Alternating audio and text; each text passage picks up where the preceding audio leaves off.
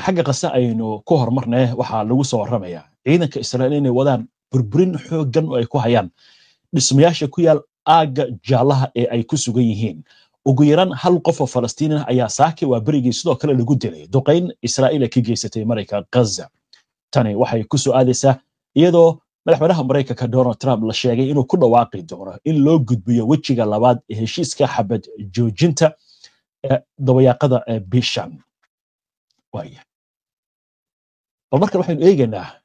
sheeko cajiib ah oo ku aadan suurtagalnimada Israa'iil inay isku daydo mu'amarado ay ku qaarijinayso mas'uuliyiinta sare ee ururka Hamas iyadoo la sheegaya haatan in la adkaynayo ammaanka mas'uuliyiinta dibadaha ku nool haddaba aynu eegno warbixin uu qoray wargeyska Sharqal Awsat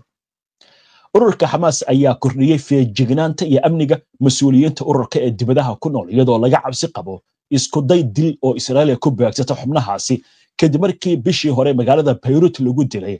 Hatim Tabatabai oo ka tirsan ururka Hezbollah mas'uuliyiin sarsare oo ka tirsan ururka Hamas oo la hadlay wargeyska Sharqal Awsat laakiin magacooda aan la carrabaabin ayaa sheegay in inkastoo Mareykanku fariimo isdejin ah uu gudbiyay dalalka Turkiga Qatar iyo Masar taasi oo loo fasirtay inaysan Israa'iil weerar ka fulin doonin gudaha dalalkaasi oo lagu beegsanayo madaxda Hamas haddana dhaqaaqa reer Falastiin wuxuu muujiyay inuusan aaminin Israa'iil maadaama lagu eedeynayo carqaladaynta wejiga labaad ee heshiiska xabad joojinta ila wareedada waxay xuseen in hoggaanka Hamas uu adkeeyay habraacyada amniga tan iyo isku daygii dil ee Israa'iil ka fulisay bishii Sebtembar magaalada Doha ee dalka Qatar waxaana ay rumaysan yihiin in Israa'iil ay adeegsan doonto farsamooyin casri ah si ay u beegsato hoggaanka ururka Hamas waxaana la sheegayaa in laga yaabo hawlgalladaasi xitaa inay ka dhici karaan dal aan carab ahayn tan iyo bishii Agost 2023 Israa'iil waxay fulisay dilal dibadda ka dhacay oo ay ku beegsatay hogaamiyaal ka tirsan ururka Hamas waxaana kamid ahaa Salah al-Aruri oo kamid ahaa hogaamiyaasha Kataib al-Qassam garabka hubaysan ururka Hamas oo January 2024 lagu dilay magaalada Beirut Ismaaciil Haniya ayaa bishii July 2024 lagu dilay magaalada Tehran waxaana sidoo kale jiray isku dayo Israa'iil ay ku doonayso inay ku qaarajiso mas'uuliyiinta ururka Hamas oo ka dhacay Doha Netanyahu ayaa mar dambe raaligelin ka bixiyay oo siiyay Qatar kadib cadaadis oo saaray Trump iyadoo wakiilada Mareykanka Stephen Witkoff iyo Jared Kushner ay la kulmeen qaliil ahaya oo kamid ahaa mas'uuliyiintii la isku dayay in lagu qaarajiyo weerarkii ka dhacay magaalada Doha Hamas ayaa diyaarisatay tilmaamo cusub oo dhanka amniga ah oo ay ku jiraan in la joojiyo kulamada joogtada ah ee mas'uuliyiinta sarsare in goobaha lagu shirayo la badbedelo in telefoonada laga fogeeyo ugu yaraan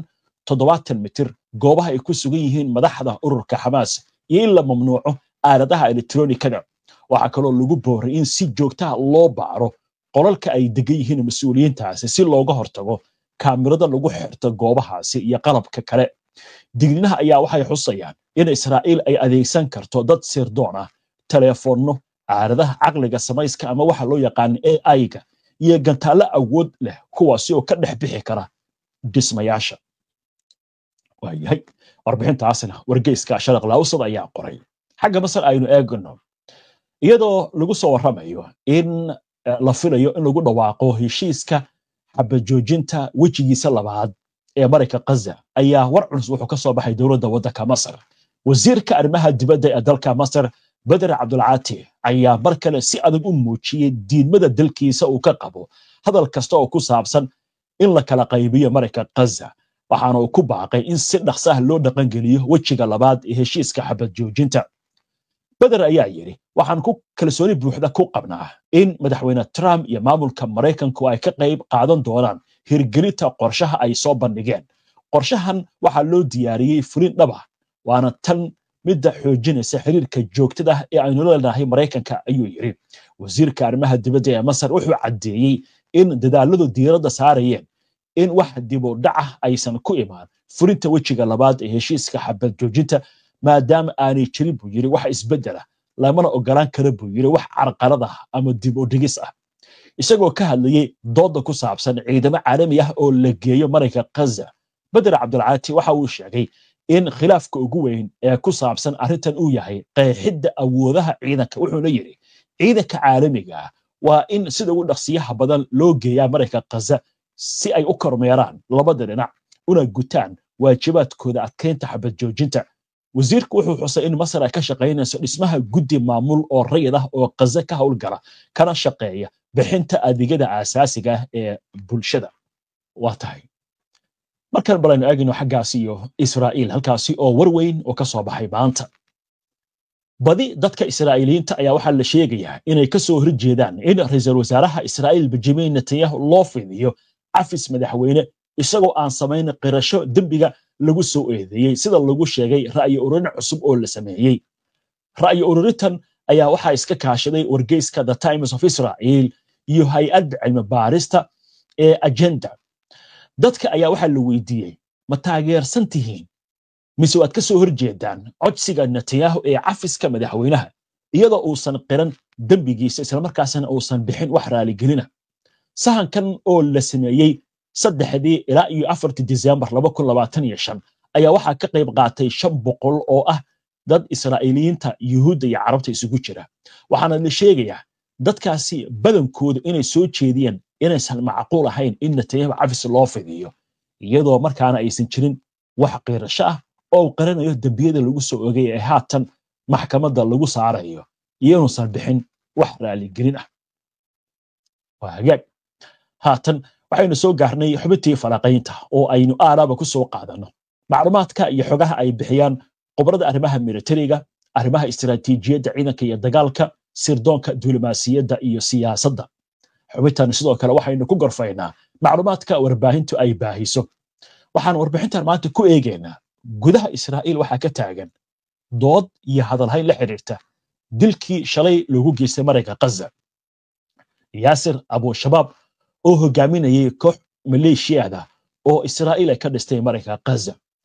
haddaba isbedel lama filaan ah ayaa yimid baadiri kaasi oo muujinaya guuldarro weyn oo ku wajahan qorshaha Israa'iil kadib dilkii Yaasir Abu Shabaab.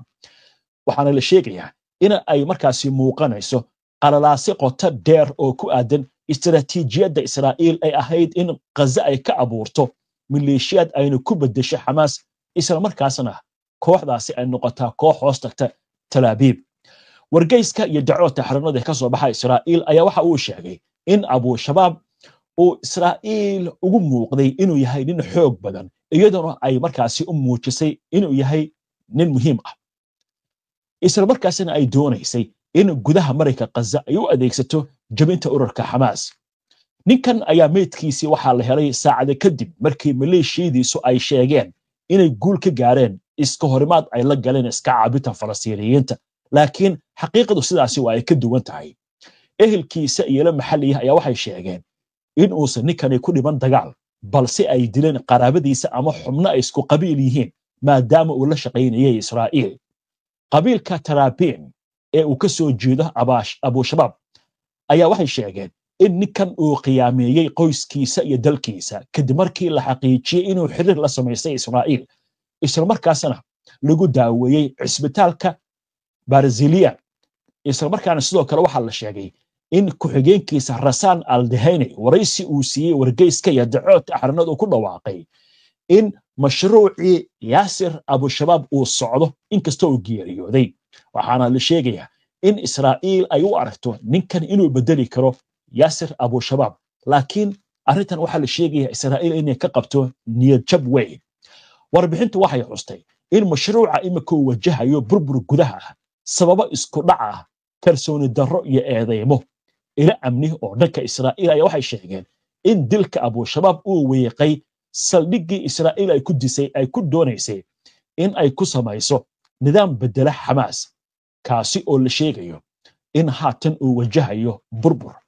Gaza maanta dagaal lagu wajihi karaa waa u adag yahay iska caabinta Falastiiniyiinta marka loo eego kooxaha Falastiiniyiinta dhexdooda. dhinaca kale qaybo ka mid ah marayka Gaza ayaa weli waxaa ka sii socda dabaaldega ku aadan geerida Yaasir Abu Shabaab iyadoo muuqaalo muujinaya nacnac la qaybinayo iyo sidoo kale waxyaabo macmacaan ah oo la wadaagayo baraha lagu baahiyey gaar ahaan baraha bulshada. waxaana la sheegay in intooda badan dadka reer Gaza ay sheegayaan in qof khiyaano ah uusan ka mid ahayn iyaga. falanqayaal Israa'iiliyiin ayaa waxay sheegeen in dilkan uu furayo wareeg cusub oo isku dhac ah oo dhex mara maleeshiyaadka taageerada ka helaya Israa'iil kuwaasi oo aan lahayn sharciyad bulsho ama qorshe cad waxaana ay ku adkaysteen in Israa'iil ay gashay dabin iyadoo ay isu dhigtay iyadoo doonaysa inay abuurto xoog bedela Xamaas laakiin waxay dhaxashay baa la yiri fawdo hubaysan oo wiiqaysa amniga gudaha ee Falastiin dadka indhaydhaya xaaladahan ayaa isku raacay in dadaaladaasi dibadda laga hagayo la isku dayo in lagu weeqo iska caabinta aysan guulaysan doonin maadaama iska caabintu weli ay tahay